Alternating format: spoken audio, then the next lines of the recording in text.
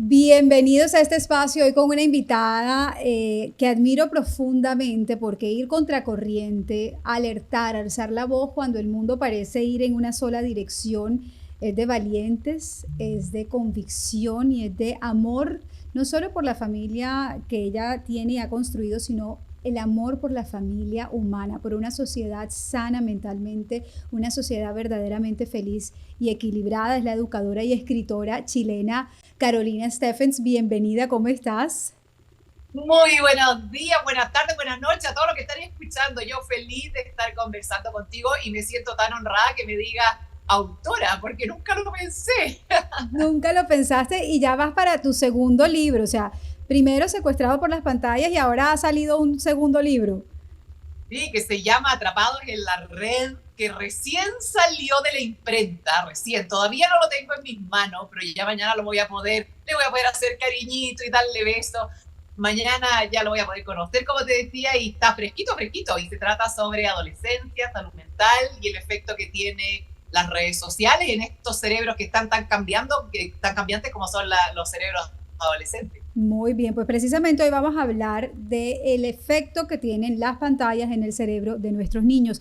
Pero antes, Carolina, quisiera que pusiéramos en contexto a quienes nos ven a esta hora un poco de tu experiencia y de esta lucha que emprendiste en tu país natal, Chile, cuando nadie conocía los efectos que tenían las pantallas, las redes sociales en los jóvenes, en los niños, en los adolescentes. Tú empezaste a alzar y a hacer una voz bastante contundente mientras todo el mundo creía que había que educar a los niños en el uso adecuado. Tú decías, no, es que ellos no necesitan estos medios ni para aprender ni para crecer. Cuéntanos un poco de tu experiencia y cómo nace esta lucha y este trabajo que no para. Yo fui a estudiar a Harvard y salí en 2006.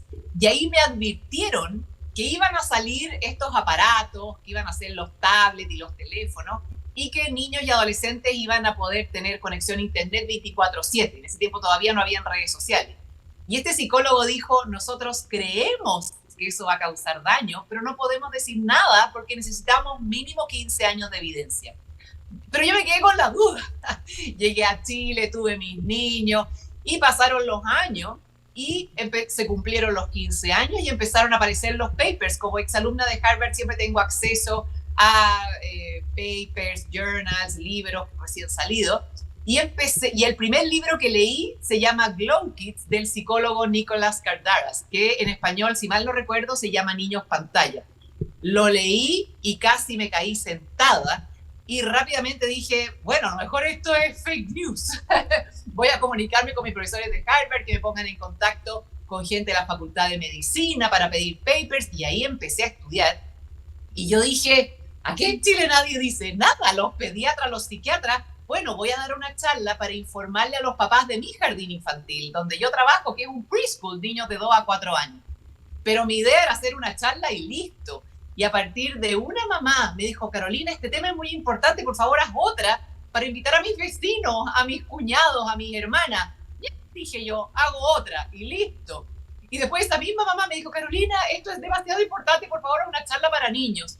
Y de ahí llevo 6 años leyendo, estudiando, escribiendo, y jamás pensé si toda esta investigación era para alertar a mi familia y a las familias de mi jardín infantil. Jamás hubiera pensado que iba a estar conversando contigo, dando esta entrevista para otro país. Realmente a mí me sorprende, pero simplemente nace de una preocupación de mamá que ha tenido la suerte de estudiar educación, de haber tenido la suerte de poder estar en Harvard, de poder leer en inglés, de poder, y también mi facilidad de poder explicar las cosas difíciles en fácil, porque esto de neurociencia, para mucha gente es muy difícil estudiar de cerebro, pero yo tengo la suerte de hacerlo entretenido, de hacerlo divertido, de llevar a Mr. Brain, de disfrazarme. Entonces, esta información tan compleja, que quizás algún especialista lo puede seguir explicando en complejo, yo lo aterrizo de manera que papá y mamá no se sientan culpables, sino que simplemente abran los ojos y hagan los cambios que uno tiene que hacer en la familia, en el colegio o en el jardín infantil. Exactamente, y aquí quiero volver, tú mencionas 2006, una época donde, como dices tú, todavía no estaba de moda las redes sociales, no se habían creado, pero sí los dispositivos móviles, las tablets, y de inmediato uno pensaba que los niños iban a ser más inteligentes, iban a tener más acceso a la información y eso iba a permitir su desarrollo. Pero me encanta y quiero compartir con quienes nos ven este post que tú publicaste hace algunos días en Instagram y que me movía profundamente las fibras porque decías... vamos un poquito atrás, dice, contamos sobre todo la evidencia, que ibas por primera vez a un programa de televisión, pero dices, en el 2018 era mucho mejor caer bien y no asustar a los papás y a las mamás cuando ibas a dar charlas sobre el impacto que tenían las pantallas en los niños. Era mucho más conveniente dejarlos tranquilos y felices, decirles, los juegos de video tampoco hacen tan mal. Y así iba a sacar aplausos.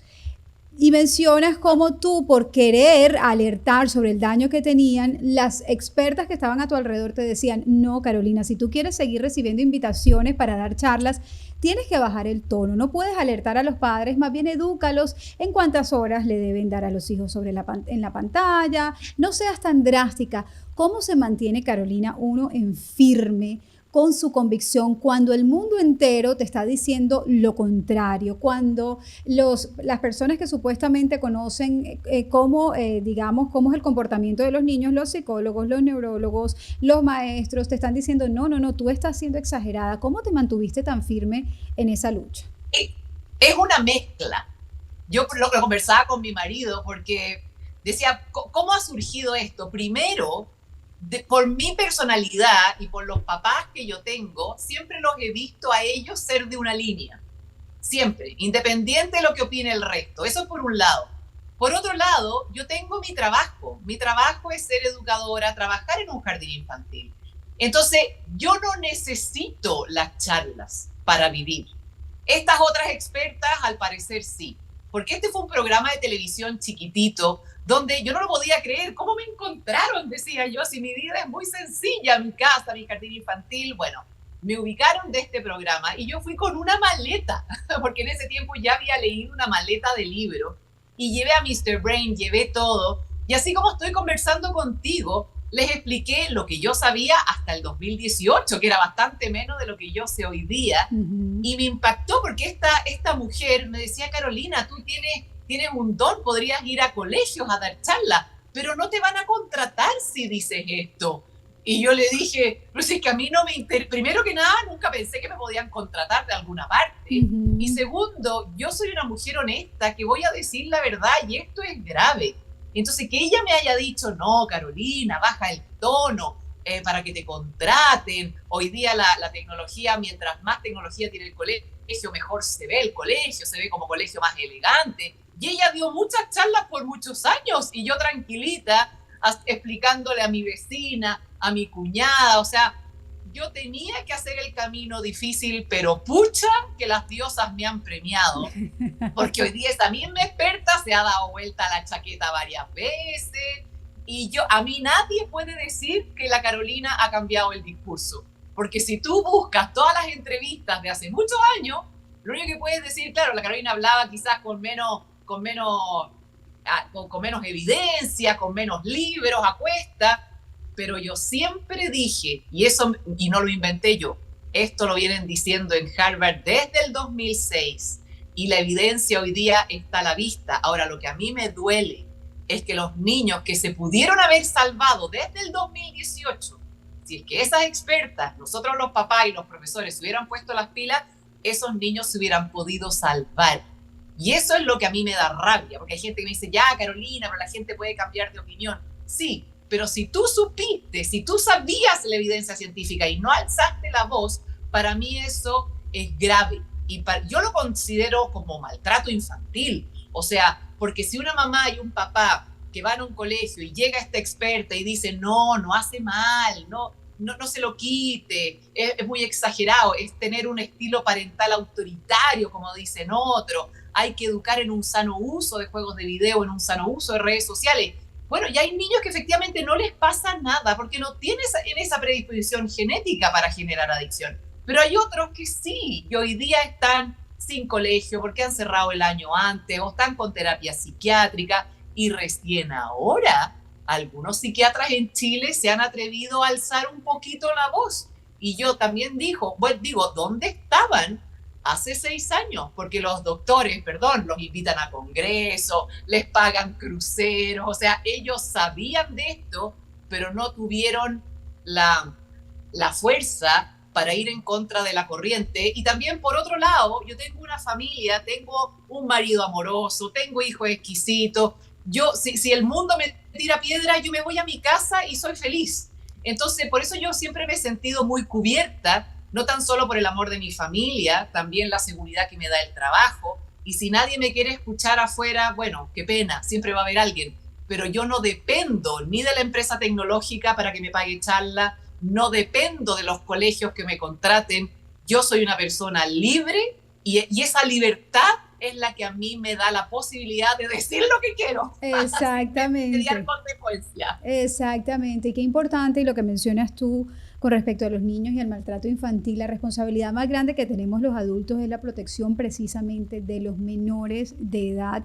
Y ellos son las únicas víctimas en todo este avance tecnológico, donde ellos de repente crecen en un mundo que inmediatamente están conectados, o sea, ellos nacen conectados a esta tecnología y los padres, por inconsciencia, por desconocimiento, creen que sus hijos de cierta manera van a ser parte de esta revolución tecnológica porque desde pequeños la conocen y la saben manejar, porque ese es el comentario que muchos padres me dicen, es que yo no quiero que mi hijo se quede atrás, es que si yo ahora no le doy un iPad o no le doy un celular, él va a ir quedando como fuera de todo este desarrollo tecnológico. Sin embargo, hay tanto detrás de esto y los padres del 2006 no tenían el conocimiento que hoy tenemos. Y a mí algo que me aterra, Carolina, es que hoy con la evidencia, con el trabajo que están haciendo desde distintos frentes, personas como tú en Estados Unidos, un autor que mencionábamos antes fuera de pantalla, Jonathan Haidt, psicólogo social, que ha sacado un libro revolucionario que precisamente se llama La generación ansiosa, si mal no estoy en español, están alertando a los padres y los padres seguimos como mirando hacia otro lado sin querer prestar atención a lo más importante. Hoy ya la evidencia es clara, no hay que esperar que salgan más estudios. ¿Qué podríamos decir y cómo le podemos explicar a los padres y a los adolescentes que nos ven y a los niños? Porque yo a mi hija de 9 años y a mi hija de 5 años intento explicárselo todos los días. ¿Qué hacen las pantallas en el cerebro de nuestros niños? ¿Qué pasa con ese cerebro que está en desarrollo? Mira, te voy a contar algo que está bien fresquito, porque ayer fui a 2 colegios del campo, ¿ya? No son de ciudades, son de colegios, high schools, pero del campo, donde el gobierno regional les regaló a los adolescentes de segundo medio, que deben de tener 15, 16 años, mi libro para que lo leyeran en la familia, y después invitaban a la autora, que era yo, y fue realmente impactante porque varios adolescentes me decían, lo leíamos con mi mamá, otro lo había leído con su papá, y le decía, ahora entiendo lo que me pasa, pero fuiste tú el que me lo diste, ¿cómo tú no sabías esto? Entonces, yo digo, qué pena, qué tristeza para esa mamá, ese papá, porque no lo hicieron de mala persona, simplemente porque no lo sabían. Pero como tú bien decías, hoy día es cosa de levantar una piedra, meterse a internet y buscar información. O sea, el papá y la mamá o los profesores que no lo saben simplemente es por desidia o ya literalmente por flojera. Entonces, hoy día los adultos tenemos la obligación de leer y estudiar. Y antes de decir, bueno, ¿qué es lo que pasa con las pantallas? Hay que entender cómo realmente funciona el cerebro y cómo realmente aprende el cerebro humano. Especialmente el cerebro de los niños de 0 a 7 años. O sea, a esa edad, los niños solamente aprenden con las manos en la masa, con sus 5 sentidos y con otro ser humano amoroso que lo mire y le enseñe con alegría. O sea, el hecho de que yo esté con mis orejitas no es porque sí, no es porque no tenía nada con qué peinarme, es que los niños necesitan disfrutar. Las profesoras tenemos que contar los cuentos de manera entretenida, con disfraces, con caja mágica, de manera que el niño relacione placer con lectura. Y si eso se da en la primera infancia, después el niño va a querer leer y va a querer leer más. Y mientras más lea, va a poder comprender mejor lo que lee. Pero también hay profesoras que dicen, no, yo no estoy para ser payaso de los niños aprenden perfecto con un tablet.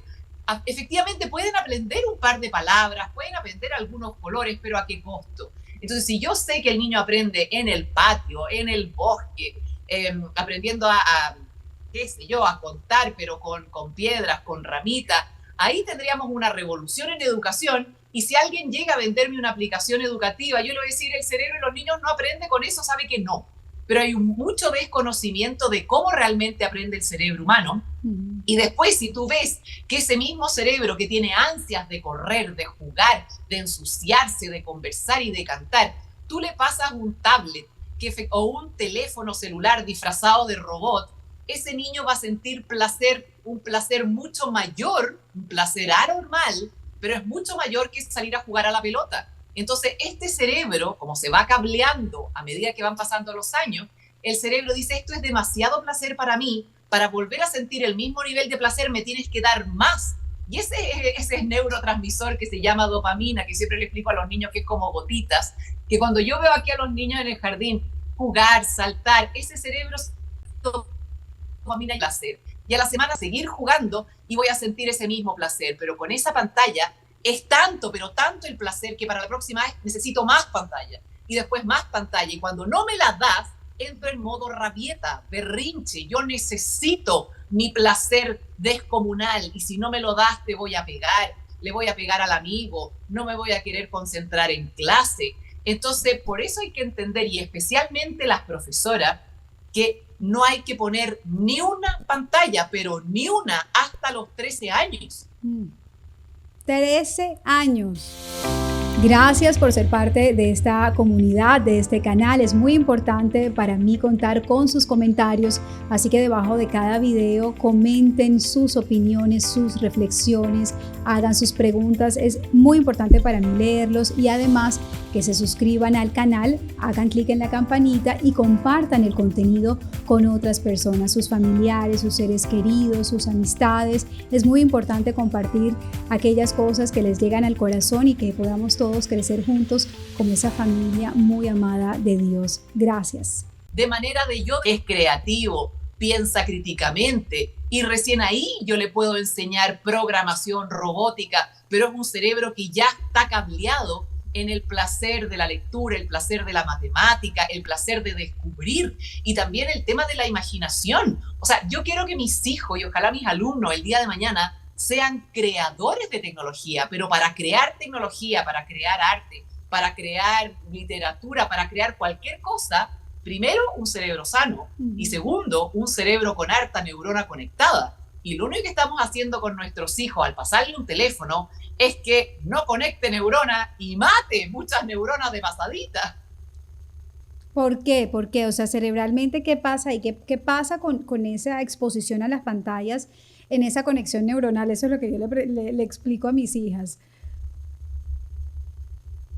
Lo que pasa es que el cerebro no ha evolucionado prácticamente nada desde nuestro antepasado Homo sapiens. Entonces el cerebro tiene que madurar y tiene que defenderse de los animales. Tengo que buscar comida y si no tengo comida, ¿cómo me las ingenio? O sea, el cerebro humano está diseñado para que nosotros convivamos con otros seres humanos, aprendamos de los errores, metamos los pies en la tierra y busquemos. Así está cableado el cerebro y también está cableado de manera que nosotros se empieza a poner el sol, cambia el color del cielo y yo me voy a dormir y en ese dormir, en esa noche, yo ordeno lo que aprendí, secreto la hormona del sueño, la melatonina, y secreto las hormonas que corresponden, las hormonas sexuales, bueno, distintas glándulas, pero eso lo hace en la noche. Entonces, hoy día estamos dejando a nuestro cerebro, el cerebro de nuestros niños, en un estado de solo placer y estrés, y primero no se puede desarrollar bien, segundo, el niño no duerme bien, no procesa todos los aprendizajes porque el cerebro está en modo día, y lo que a mí me preocupa, y esto es solo en modo de hipótesis, porque para eso se necesitan 20 años más de investigación, los doctores dicen que es tanto el estrés para este cerebro de estar todo el día en placer y estrés, que ellos dicen que va a haber una alta probabilidad de que estos niños hoy día, cuando tengan 55 años, desarrollen Alzheimer. No. Ahora, si a ti te da Alzheimer a los 80 años, tú dices, bueno, es parte del proceso evolutivo, degenerativo, pero que te dé Alzheimer a los 55, donde todavía tienes que trabajar, donde todavía estás en familia con adolescentes, es muy grave. Entonces, yo no quiero esperar a que mis hijos tengan 55 para ver si les da o no les da Alzheimer. Yo prefiero abstenerme. y simplemente yo quiero que mis hijos se desarrollen de manera normal. Si aquí nadie quiere criar niños superdotados. Hay gente que dice, no, es que si yo le paso el tablet a los 2 años, mi hijo va a ser un genio de MIT. No, los genios de MIT, cuando tú conoces sus vidas, eran niños que armaban juguetes, desarmaban el secador de pelo de la mamá y lo volvían a armar. O sea, en Japón, cuando yo estuve en Japón, me mostraban que en el colegio a los niños les pasaban estas típicas máquinas de coser antiguas, estas Singer, y la tarea era desarmarla completamente y después volver a armarla. Entonces el profesor decía lo que significa el nivel de atención, de desarmar un aparato, ir anotando dónde van cada parte y después volverla a armar. Ese niño está desarrollando concentración, pensamiento crítico, orden, planificación. Ese niño el día de mañana va a poder crear un computador o lo que quiera crear. Nuestros niños, especialmente en Latinoamérica, son simplemente consumidores de tecnología, no son creadores. Exactamente, así que de los 0 a los 7 años los niños, como dices tú, aprenden haciendo las cosas, embarrándose las manos y los pies, saliendo, cayéndose. Ese es el modo de aprendizaje, pero decías tú una edad muy importante porque a los padres les gusta preguntar, pero ¿a qué edad le doy una pantalla a mi hijo? O sea, ¿a qué edad lo empiezo a dar ese contacto? Decías tú 13 años, ¿por qué a partir de los 13 años se podría dar ese intercambio entre pantalla y niño? Porque a esa edad ya se formó el gusto por la lectura, ya se formó el gusto por las matemáticas. Es un cerebro que ya entra al mundo adolescente y empieza a cablear otras cosas, pero ya aprendió otro idioma, ya aprendió otro instrumento musical. Entonces ahora yo puedo enseñar todo lo que es Excel, PowerPoint, Prezi, Canva.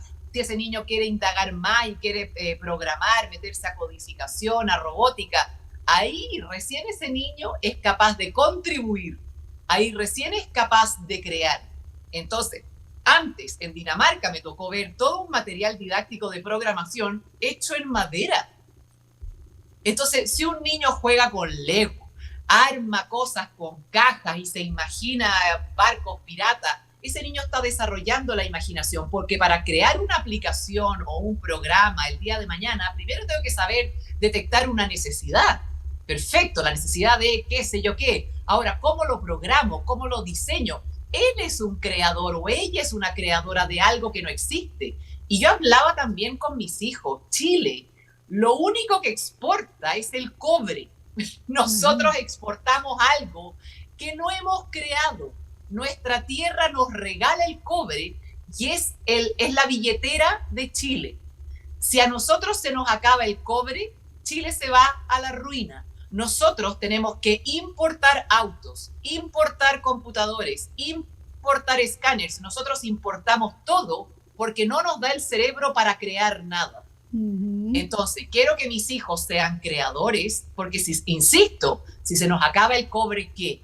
Entonces, países como Singapur, países como Finlandia, no tenían nada más que exportar, salvo que un par de pescado. Entonces ellos dijeron, ¿sabe qué? Después de la Segunda Guerra Mundial, el único recurso que tenemos es el recurso humano.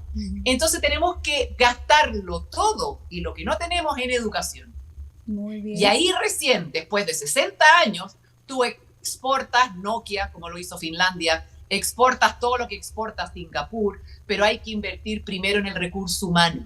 Y eso es lo que al menos a mí yo siento que falta en Chile, porque si todas estas pantallas y todas estas aplicaciones funcionaran, significaría que nuestros niños chilenos estarían bien en los rankings internacionales, comprenderían lo que leen, serían creadores, pero Chile cada vez baja más en los rankings. Entonces claramente estamos invirtiendo la plata mal.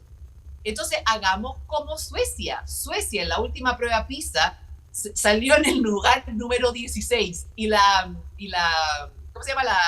La ministra de Educación dijo, nuestro resultado es aberrante, y están en el número 16. Chile está en el 49 y no veo a nadie rasgando vestidura. Y ella dijo, estamos en el lugar 16, cosa que es brutalmente malo, y nosotros nos creímos el cuento de la digitalización de las escuelas. Ahora se saca toda pantalla de todas las escuelas públicas y vamos a invertir toneladas de coronas en libros en papel, en material didáctico, en material concreto, en capacitar a los profesores. Ese es un país que asumió el error y dijo, perdón, nos equivocamos, y ahora volvemos es más, vamos a trabajar con proyectos de manera que nuestros niños, porque el no comprender lo que uno lee es grave. Y en Chile, de 100 adolescentes de 15 años, 55.7 no logró el nivel más bajo de comprensión lectora. Entonces, claramente, los que dicen que hay que regular, que hay que enseñar en un sano uso de redes sociales, que hay que incorporar pantallas desde la sala cuna, primero no ven los resultados de la prueba PISA donde está Chile, y segundo, el negocio es muy bueno. Exacto. El negocio es muy bueno. Entonces quiero llenar mi bolsillo de dólares a costa de lobotomizar a toda una generación, y para mí eso es maltrato. Y tengo que alzar la voz, aunque un psicólogo de Uruguay me trate como espantavieja, aunque me traten de talibana y exagerada, porque ya no, yo no sé qué más nombre me inventan. No, Carolina, y lo increíble es que tú antes tenías que dar todo este discurso, como decías, con poca evidencia. Hoy en día es más clara la evidencia, el salto que están haciendo muchos países, como el que mencionabas en Europa, de volver a la educación como era antes, con libros, con lápiz y papel, mucho más didáctica, más personal, más tú a tú, más persona a persona, porque se han dado cuenta que los resultados hablan por sí mismos, y ante los resultados no hay nada que decir. Y esa radiografía que manifiestas o que nos cuentas un poco de Chile, creería que es la radiografía de toda América Latina, y por eso seguimos en esa misma situación. Los resultados son también muy contundentes cuando buscan analizar a esa generación que creció con pantallas, que creció no solo inmersa en las pantallas, sino también en las redes sociales, y dicen, como Jonathan Haidt, que esta generación, ese paso de la migración del mundo real al mundo virtual ha creado un caos en el desarrollo psicológico y en el desarrollo cognitivo de los niños. ¿Qué han podido ver puntualmente de esa generación Z y de esa? Yo creo que a algunos millennials también les tocó esa etapa en su comportamiento. ¿Qué está pasando con la salud mental? ¿Qué impacto tienen las pantallas y las redes sociales en la salud mental? Sí, quiero ir un poquito más para atrás, porque la OECD, dentro de su prueba PISA, incorporó una nueva pregunta. Y porque cuando salieron los resultados, aquí en Chile salía en la primera página: Chile es líder en Latinoamérica. Entonces, claro, uno queda feliz, wow, nos va bien. Pero tú empiezas después a ver... es el menos peor de Latinoamérica, diríamos entonces. O sea, la letra chica es que toda Latinoamérica está en un hoyo. Y después la otra pregunta era: ¿qué países sus alumnos de 15 años más se distraen? No ponen atención en clases y no aprenden, producto de estar con un teléfono cerca. El número 1 del planeta es Argentina, el número 2 del planeta es Uruguay, y el tercer país es Chile. O sea, Latinoamérica está completamente mal, estamos cegados frente a las pantallas, y hago un llamado a todos los países de Latinoamérica. O sea, yo lloro porque Chile se las da de líder en Latinoamérica, pero estamos todos muy mal. Entonces, en el libro, que por favor, ojalá todos se lo puedan leer, La generación ansiosa, ahí Jonathan hace este denominador común, es el tema de las redes sociales. Entonces, primero, las redes sociales son diseñadas para generar adicción, y mientras antes yo parta, voy a tener a mi cliente cada vez más cautivo. Yo les recomiendo también ver la audiencia que se hizo en el Senado norteamericano el 31 de enero de este año, donde citaron a los super top de tops, a Zuckerberg de Meta, a Discord, a Twitter, a Snapchat y a TikTok. Y ellos decían, porque tenían que jurar ante la Biblia, decían: sí, bueno, contratamos a psiquiatras, neurólogos, nosotros sabíamos que era diseñado para generar adicción y lo hicimos anyway. Entonces ahora depende del Senado, yo no sé cómo está ese trámite, porque ellos quieren legislar de manera que solamente si tienes 16 años vas a poder acceder a alguna red social. Entonces, esto no es irme a vivir a una comunidad Amish, a una comunidad Quaker, es simplemente cuidar los primeros años, de manera de cuidar a los niños, que se desarrollen bien, tranquilos, y el día de mañana puedan crear lo que ellos quieran. Entonces, si hoy día vemos este pic de problemas de salud mental, de problemas alimenticios, de autolesiones, de intentos de suicidio, y nos dice la evidencia que es porque papá y mamá les entregamos un smartphone con acceso a internet, tengo que decirle a mis hijos: bueno, me equivoqué, yo no sabía esto, y se quita. Y hoy día hay un revival de los teléfonos de antes, almeja, ya los flip phones que se llaman en Estados Unidos, porque es un problema de no querer que los niños se comuniquen con los papás. Yo sé que hay papás más nerviosos que necesitan saber dónde está su hijo, pero es no darle acceso al mundo y tampoco darle al mundo acceso a tu hijo, porque tu hijo con un smartphone, con acceso a internet, es un oráculo.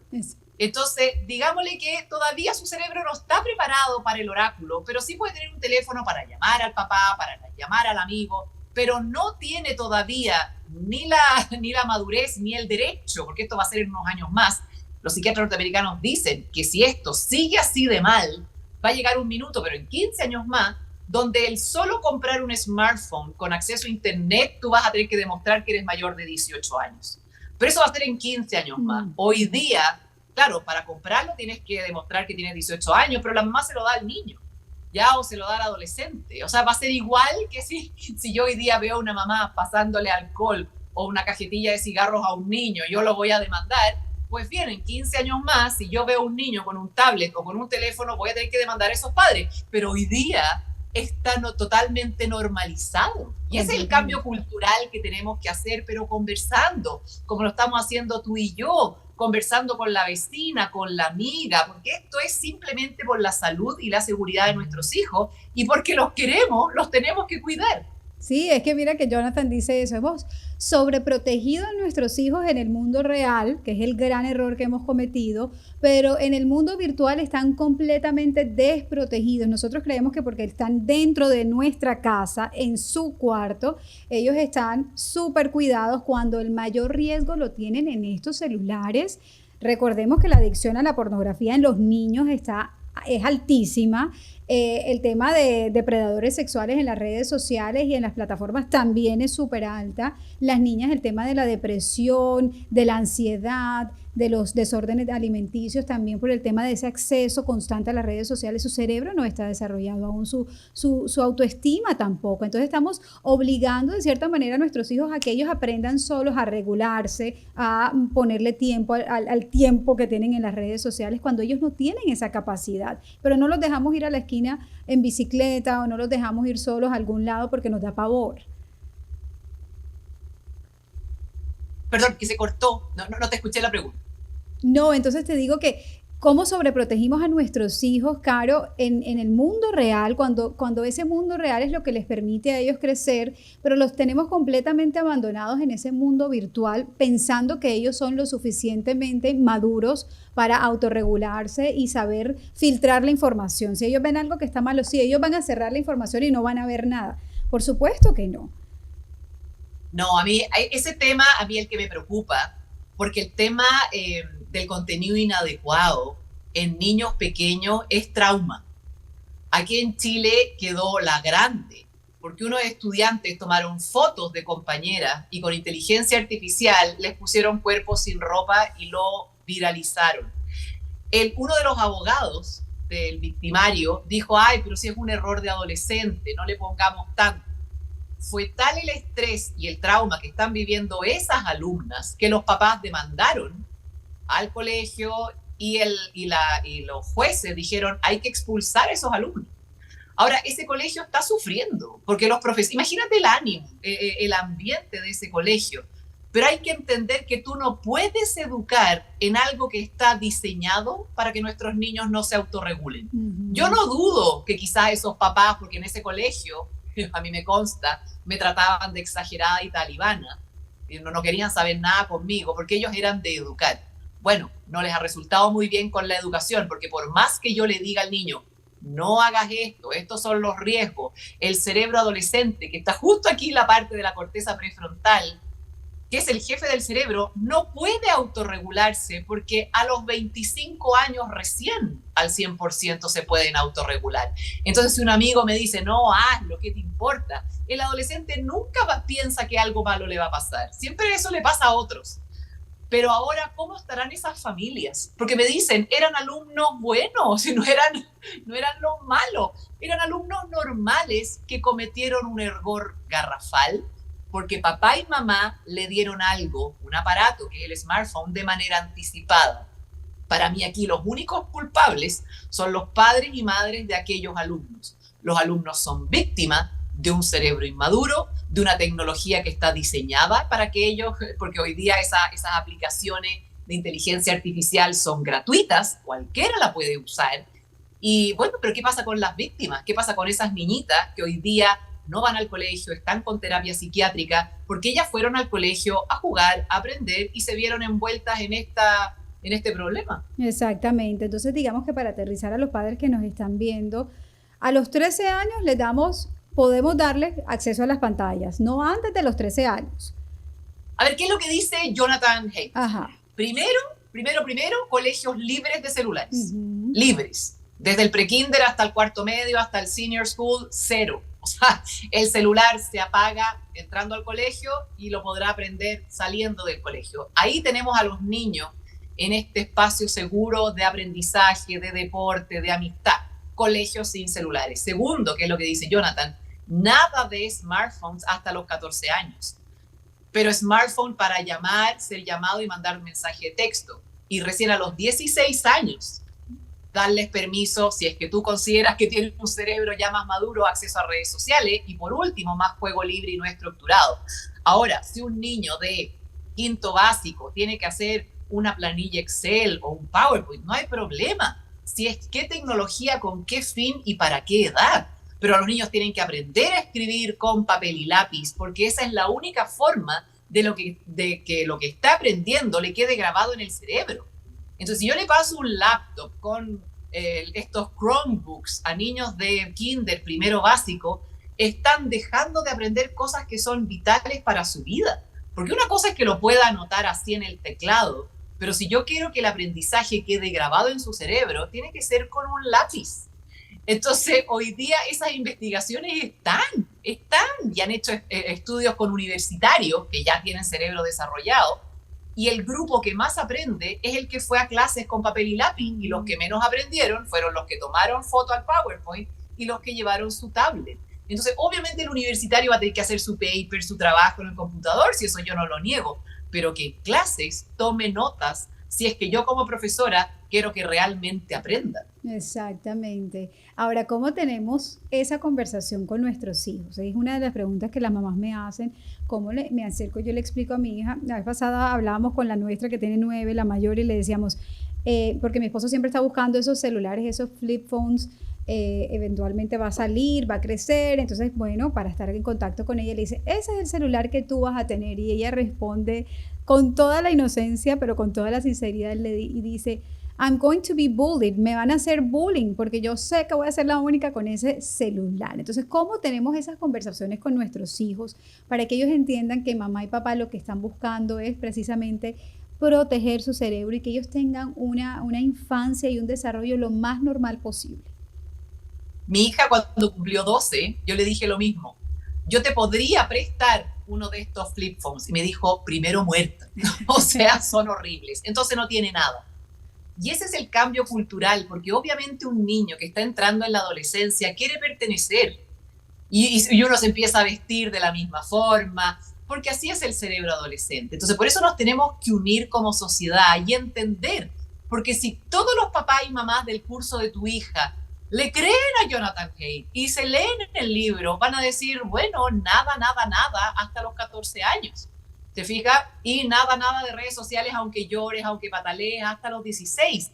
Tenemos que unirnos, porque ser el bicho raro duele. Mi hijo una vez llegó llorando, pero en el alma, diciéndome, mamá, no tengo tema de conversación con mis amigos en el recreo, porque todos hablan de Fortnite. Y hoy día venía escuchando en la radio que la bichota sacó su personaje y va a hacer un concierto en Fortnite. Entonces, obviamente el negocio es muy bueno, y si todo el mundo escucha sus canciones y está de moda entre las adolescentes, ahora quieren meter al mundo femenino, porque en general los mundos de Fortnite son preadolescentes y adolescentes. Entonces ahora metamos a una cantante conocida, ¿te fijas? Entonces obviamente nuestros hijos no quieren estar fuera, y por eso tenemos que unirnos los adultos.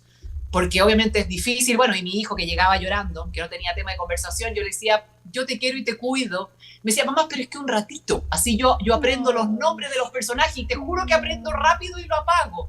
Y yo lloraba con él, porque obviamente me da pena que él se sienta excluido, sin tema de conversación. Pero yo le dije, a ver, ¿qué otras cosas te gustan a ti que tú creas que le puedan gustar a los amigos? Ya, y están todos metidos en rugby, ya. Imprimamos los jugadores de distintos equipos de rugby y se los termolaminé. Y yo dije, puede que te vaya bien y puede que te vaya mal.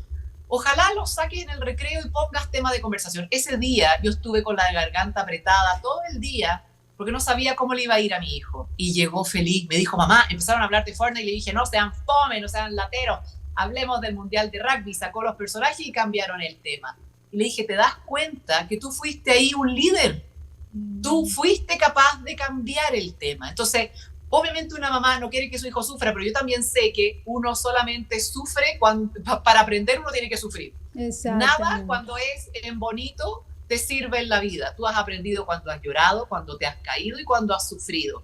Y mis hijos van a tener que sufrir, porque yo no les voy a poner algodones en su vida. Y él aprendió. Obviamente después otro día volvieron a hablar de Fortnite, pero él se dio cuenta que podía poner otros temas. Y esa es nuestra responsabilidad. Y como dice también en el libro La generación ansiosa, dejemos que nuestros hijos se caigan, que tengan heridas, que sufran. Es parte de crecer. Una mariposa no llega a ser mariposa si es que no ha sufrido su metamorfosis. ¿Te fijas? Entonces, lean el libro. Muy bueno. Hay que leerlo y creo que para cerrar podríamos decir y resaltar algo que tú has mencionado y es la unidad, la unión en comunidad para lograr esos cambios culturales, no porque la gente está haciendo lo mismo tenemos que repetir esos mismos patrones, sino nosotros como familias, como amigos, amistades cercanas, esos grupitos que nuestras hijas van formando. Oigan, hablemos con nuestras amigas, con sus mamás, compartamos el libro, si yo me lo leí y ellas no, compartamos un poco la información y tengamos esas propuestas. La vez pasada en un cumpleaños con unas mamás yo les decía, ¿qué tal si nos ponemos nosotras de acuerdo y a nuestros hijos les damos un flip phone? Y así, por lo menos ella no va a ser la única, ni la tuya va a ser la única, sino que poco a poco vamos haciendo ese cambio y esa transición, pero alguien tiene que alzar la voz y sobre todo para proteger la inocencia, la pureza, la salud mental de nuestros hijos, que además serán los futuros líderes de nuestros países. Sí, esos acuerdos de grupo de amigos, acuerdos de colegio, acuerdos de curso, son maravillosos. Ya hay una iniciativa en Estados Unidos muy buena, que si mal no recuerdo es www.phonefreeschools.org, donde están los templates, los modelos para llegar a estos acuerdos. Esto es hacer un camino paralelo de educar y educar, tomar acuerdos desde chiquitito o en middle school, pero tomar acuerdos y paralelo este colegio sin celulares que tiene que ser por normativa del Estado o del país, por una ley o por el colegio que lo haga de manera independiente. Entonces tenemos que unirnos, hoy día no hay opción, tenemos que unirnos todos para salvar a la generación de nuestros hijos. No, recordar a los que nos están viendo que ya hay clínicas de adicción, precisamente adicción a celulares, adicción a pantallas, y que en muchos casos a veces no encuentran ni siquiera cupo por la cantidad de pacientes. Claro, el autor de Glow Kids, Nicolás Cardaras, es dueño de 3 clínicas de rehabilitación. Ahí se pueden meter en la página web los valores, los programas, y duele. Yo prefiero gastarme ese dinero en paseo. Exactamente. Carolina, como siempre es un honor hablar contigo, que este mensaje llegue a tantos padres como sea posible, que no teman porque se están jugando el futuro de sus hijos, la felicidad de sus hijos, la estabilidad emocional de sus hijos. Así que vale la pena hacer esta lucha, informarse, educarse, es nuestro deber como padres, como adultos, como profesores, como psicólogos. No podemos seguir la corriente, tenemos que nosotros también marcar nuestras pautas. Muy pendiente de ese nuevo libro, voy a leérmelo. De todas maneras, ya mañana lo voy a tener en mis brazos a nuevo bebé. Bueno, cuando lo tengan lo compartiremos y que lo busquen en las librerías en Chile, en América Latina, y supongo que de pronto saldrá en Amazon. En Busca Libre va a estar seguro. Bueno, muchas gracias, Caro. Gracias, que estés muy bien. Gracias. Chao. Hola, para más contenido como este, los invito a que se suscriban a mi canal, hagan clic en la campanita, pero además es muy importante que dejen sus comentarios, sus opiniones, hagan preguntas, cualquier reflexión que tengan, compártala y coméntenla ahí abajito en los comentarios y compartan el contenido que les ha llegado al corazón con sus familiares, sus amistades y sus seres más queridos. Muchas gracias por hacer parte de esta comunidad.